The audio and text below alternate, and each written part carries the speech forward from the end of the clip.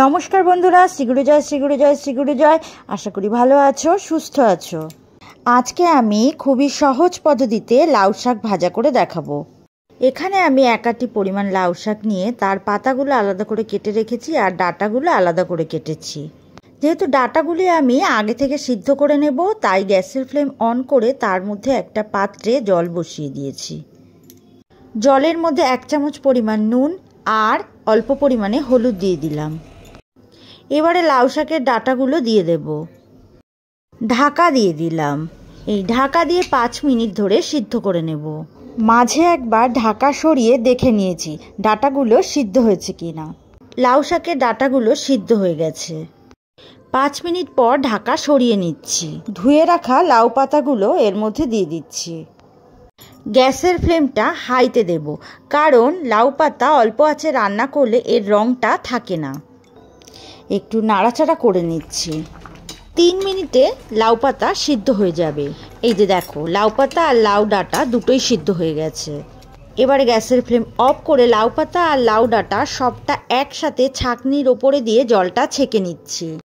ভালোভাবে সিদ্ধও হয়ে গেছে আর কালারটাও খুব সুন্দর এসেছে। লাউ পাতাটা সিদ্ধ করার সময় গ্যাসের ফ্লেমটা বাড়িয়ে দিতে হয়, তাতে করে লাউ পাতার সবুজ রঙটা ভালো থাকে। এবারে গ্যাসের ফ্লেম অন করে একটা কড়াই বসিয়ে দিলাম।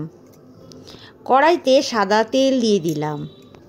তার মধ্যে 4টে শুকনো লঙ্কা দিয়ে দিলাম আর 1/2 চামচ পরিমাণ কালো জিরে দিলাম। ভালো করে কালো জিরে আর শুকনো লঙ্কাটা ভাজা হলে দিচ্ছি 4টে কাঁচা লঙ্কা মাঝখান থেকে চিড়ে। কাঁচা লঙ্কাটা ভালো করে ভাজা হচ্ছে। এবারে দিয়ে দিলাম বড় সাইজের একটা রসুন কুচি করে।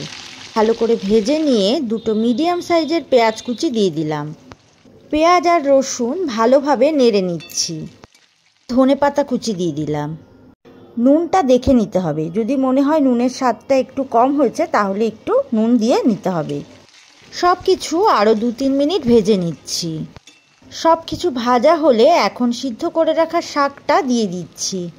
এতক্ষণ মিডিয়াম ফ্লেমে ছিল, এখন শাকটা দেওয়ার পর বাড়িয়ে দিলাম। গ্যাসের ফ্লেমটা একদমই বাড়িয়ে দিয়েছি। এখন সব কিছু কিছুক্ষণ নেড়ে নেব। ঠিক এইভাবে সব কিছু ভালোভাবে মিশিয়ে নিতে হবে। গ্যাসের ফ্লেমটা বাড়িয়ে সব কিছু এইভাবে ভাজা ভাজা করে নিচ্ছি। আর এখন দিয়ে দিচ্ছি সাদা তিল 1 চামচ পরিমাণ আর 1/2 চামচ পরিমাণ চিনি দিলাম। তোমরা চাইলে চিনিটা না দিতেও পারো। খুব ভালোভাবে মিশিয়ে নিচ্ছি। আরও 3 মিনিট জাল করে নেব। ব্যাস, একদম রেডি। তৈরি হয়ে গেল খুবই টেস্টি লাউ শাক ভাজা। লাউ শাকটা এভাবে রান্না করে খেলে খুবই ভালো লাগে, সময়ও খুব কম লাগে আর খেতেও দারুণ টেস্টি হয়। যদি এই রেসিপিটা ভালো লাগে তাহলে একটা লাইক, কমেন্ট, শেয়ার করে দিও। যদি ইউটিউব থেকে আমার এই রেসিপিটা দেখো তাহলে সাবস্ক্রাইব করে দিও আমার চ্যানেলটি। আর যদি ফেসবুক থেকে দেখো তাহলে আমার ফেসবুক পেজটি ফলো করে দিও। আশা করছি এই রেসিপিটি তোমাদের খুব ভালো লাগবে। আরও নতুন নতুন রেসিপি নিয়ে চলে আসব। এতক্ষণ ধরে আমার সাথে থাকার জন্য অনেক অনেক ধন্যবাদ।